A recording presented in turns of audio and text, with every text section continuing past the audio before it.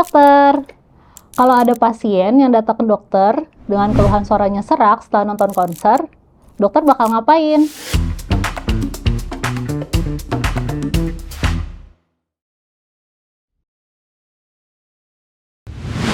Nah, serak itu paling sering disebabkan oleh kondisi yang tidak membahayakan ya. Misalnya, karena overuse pita suara. Contohnya seperti pasien yang habis konser tadi akibat bicara terlalu banyak, nyanyi terlalu lama, atau karena teriak-teriak saat konser.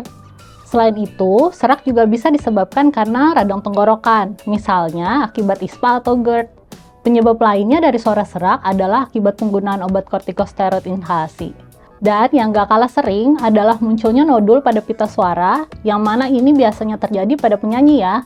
Tapi ada juga loh kondisi membahayakan yang menjadi penyebab suara serak.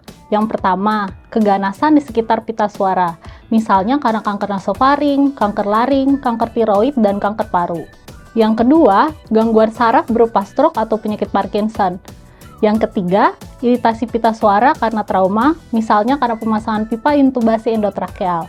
Yang keempat, kelainan sistemik kayak rheumatoid arthritis pada sendi krikoarytenoid.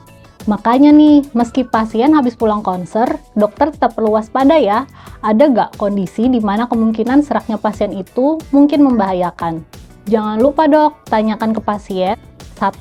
Apakah suara serak udah lebih dari 3 minggu? Kedua, selain serak, apakah pernah ada nyeri menelan, kesulitan menelan, batuk darah, suara seperti mengorok saat bernafas, atau bahkan sesak nafas? Ketiga, apakah pernah mengeluh nyeri telinga, tapi saat diperiksa hasil cek telinganya normal? 4. Adakah penurunan berat badan tanpa sebab yang jelas? 5. Adakah pembesaran kelenjar getah bening servikal tanpa riwayat faringitis, tonsilitis, ataupun infeksi gigi dalam waktu dekat? 6. Apakah serak terjadi setelah trauma atau intervensi medis, misalnya setelah intubasi atau perawatan di rumah sakit? Dan yang terakhir, adakah riwayat merokok atau minum alkohol berlebihan? Sebelum kita bahas pemeriksaan yang perlu dilakukan, dokter udah tahu belum soal e-course Alomedica?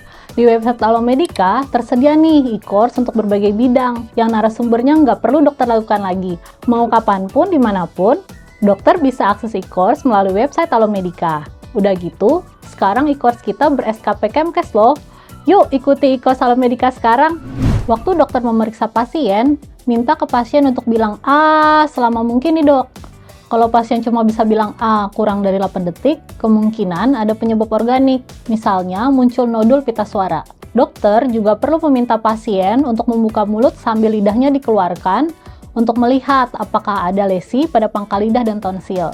Lalu, minta pasien untuk batuk. Kalau misalnya batuknya mendesah atau gak efektif, kemungkinan disebabkan glotis tidak menutup dengan baik atau ada gangguan gerakan pita suara. Selanjutnya, lakukan pemeriksaan leher untuk palpasi massal dan pembesaran kelenjar getah bening ya.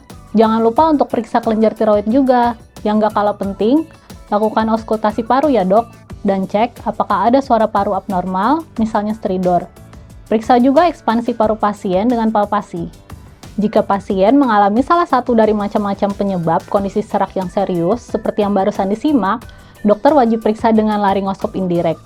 Dokter juga perlu melakukan pemeriksaan neurologis bila ada kecurigaan terhadap gangguan saraf ya. Kalau kondisi serak disebabkan karena overuse setelah habis pergi konser, minta pasien untuk jangan terlalu banyak berbicara sementara waktu dan minum air yang cukup. Begitu pula dengan serak akibat infeksi virus akut, nanti juga akan kembali normal sendiri. Yang penting, dokter tahu kasus serak mana yang harus ditangani lebih lanjut, bahkan dirujuk untuk pemeriksaan ke spesialis seperti pemeriksaan endoskopi laring. Untuk tata laksana serak berdasarkan penyakit asalnya, bisa dokter baca lebih lanjut melalui link artikel Alomedica di description box ya.